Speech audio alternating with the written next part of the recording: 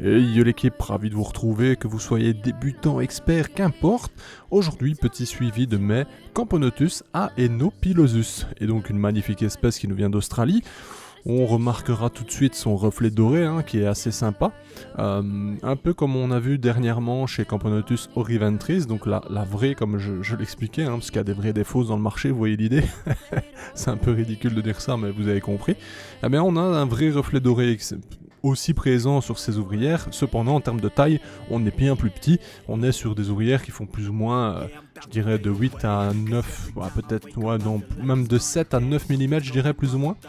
La reine est un peu plus grande, mais moins colorée, donc moins attrayante physiquement, on dira, mais pour le reste, ça reste assez cool.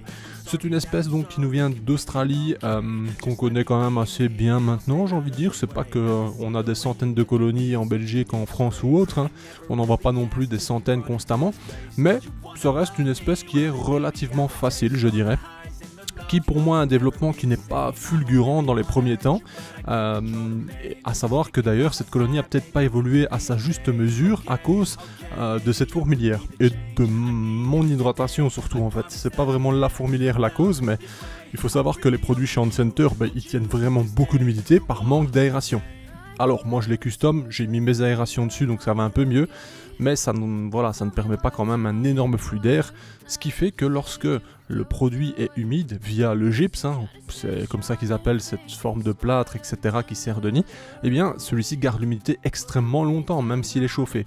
Et donc lors de ma première humidification, j'avais trop humidifié celui-ci, dites-vous que ça a gardé l'humidité pendant facilement 6 mois. 6 mois où j'avais condensation énorme, etc. etc. Aujourd'hui encore, j'ai encore un peu de condensation quand je chauffe. Imaginez un peu ce que ça peut faire, bref. Donc pendant cette période, elles ne sont peut-être pas développées comme elles auraient dû. Mais bon, c'est un détail en soi, tout se passe bien. Alors ici vous voyez, j'ai laissé la fourmilière comme elle est, sans vraiment la nettoyer. Donc elle a des restes par-ci par-là d'environ 3 semaines. C'est juste histoire que vous voyez la réalité du terrain. Parfois vous ne nettoyez pas vos fourmilières tout le temps, surtout quand vous en avez des tonnes comme moi. Ça comporte des risques et à la fois pas spécialement, ça dépend un peu de l'environnement. Ici maintenant l'environnement est un peu sec, on peut remarquer que j'ai des acariens chasseurs dans cette justement aire de chasse, ça c'est lié au taurus comme je vous avais dit. J'ai beaucoup de setup où à force de traiter au taurus de manière préventive, j'en ai qui s'installent à long terme. Et au lieu de consommer comme ils sont censés faire des acariens détritivores ou même suceurs, lorsqu'il n'y en a plus, eh bien ils consomment tout simplement les restes des blattes. Ce qui est assez cool, donc ça consomme les restes et tout. Bref, dans plusieurs de mes colonies, j'ai soit des psocs, soit des acariens suceurs, donc... suceurs, qu'est-ce que je dis? Chasseurs d'acariens, donc franchement pour moi il n'y a pas trop de soucis à se faire et c'est plutôt cool. Alors ici vous voyez la partie arrière, encore un bémol sur les fourmilières de chez Center, c'est que les nids sont pas... Certes c'est esthétique, entre guillemets, c'est un peu... un design chaotique, donc on a des cavités partout, mais il n'y a jamais vraiment de grands emplacements où elles peuvent stocker leur couvain. Et par conséquent, ce qui se passe, c'est qu'on manque de place. Certes, la surface est belle, mais ça manque de place pour y placer du couvain. Donc ici, elles sont pas trop dans le besoin d'énormément d'espace, donc tout va bien.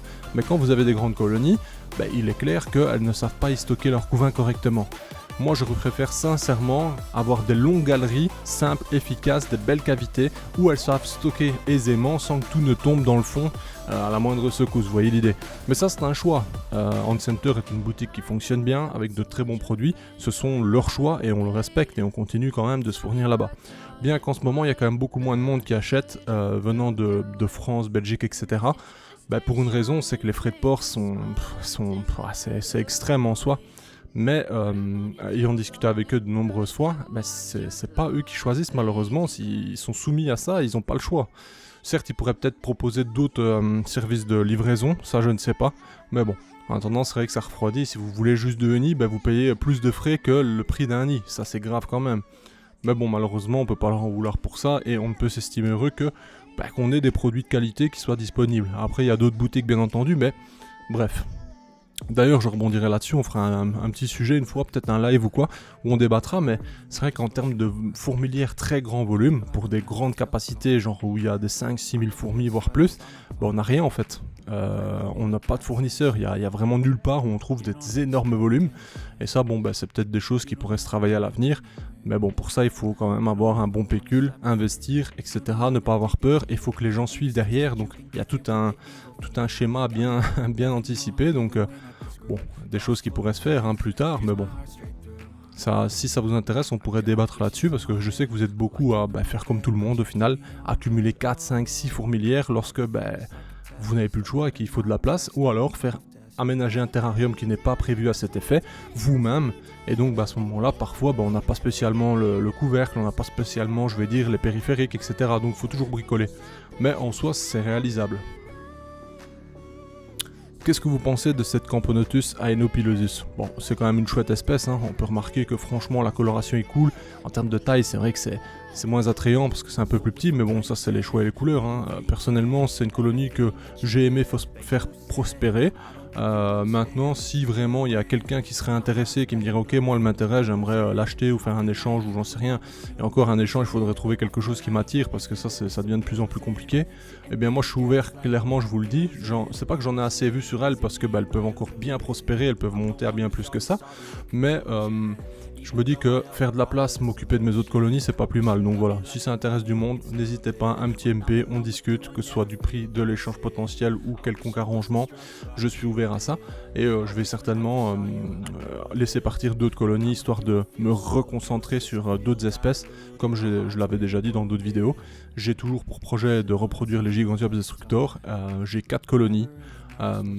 Donc voilà, clairement ça va être un objectif et pour ça il va falloir que j'améliore leur setup pour avoir une facilité à récupérer les sexués lorsque c'est le moment. Donc voilà, ça c'est aussi de l'espace qu'il va me falloir et donc par conséquent il faut faire des choix. Maintenant je dis ça et des fois je rachète de nouvelles espèces comme récemment les Oriventris. Mais bon, ça c'est comme ça, vous savez bien, parfois on a un petit flash, on se dit tiens celle-là elle est vraiment chouette, pourquoi pas. De toute façon c'est la vie, il faut pas se priver. On dit toujours on n'a qu'une vie donc faut y aller à fond. Et moi je me fais pas prier pour ça. Bon sinon mon petit décor là, il a quand même morflé, on peut remarquer que maintenant il est un peu naturel au final. Un peu de moisissure sur le bois à cause de l'humidité, quelques zones un peu plus verdâtres, des zones on dirait le Grand Canyon, enfin bref. Le setup il a vécu clairement, mais je trouve ça pas trop mal. On peut voir qu'on a des restes de blattes etc aussi. D'habitude c'est vrai que je nettoie, que je fais attention, mais maintenant que j'ai des acariens dedans, des fois, notamment ceux qui sont un peu chasseurs d'acariens, parfois je laisse des restes volontairement, comme ça ils s'en délectent, ainsi que les psocs. J'ai des colonies où il y a vraiment des centaines de psocs, donc dans le substrat. Ça aussi ça m'arrange parce qu'ils consomment vraiment tous les restes, et ça évite justement le développement d'acariens qu'on ne souhaiterait pas voir. Donc ça aussi c'est des choix.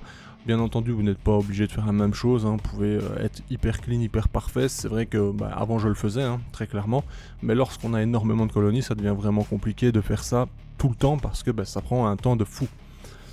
Enfin voilà, on se dirige tout doucement vers la fin de cette vidéo. Aujourd'hui nous sommes donc un dimanche 14, donc c'est la fête des pères en Belgique. Je souhaite une bonne fête des pères à tous mes compatriotes, et je vous souhaite le meilleur par la suite. Prenez soin de vous, que vous soyez n'importe où dans le monde, prenez soin de vos familles, prenez soin de vos proches, bref vous avez compris l'idée. Sur ce, je vous dis à bientôt l'équipe pour de prochaines vidéos. On se dit à mercredi probablement, bye. Hey, si toi aussi tu as apprécié la vidéo, n'oublie pas de t'abonner, de laisser un like, voire un commentaire, ou même de nous suivre sur les réseaux. Merci et à bientôt l'équipe.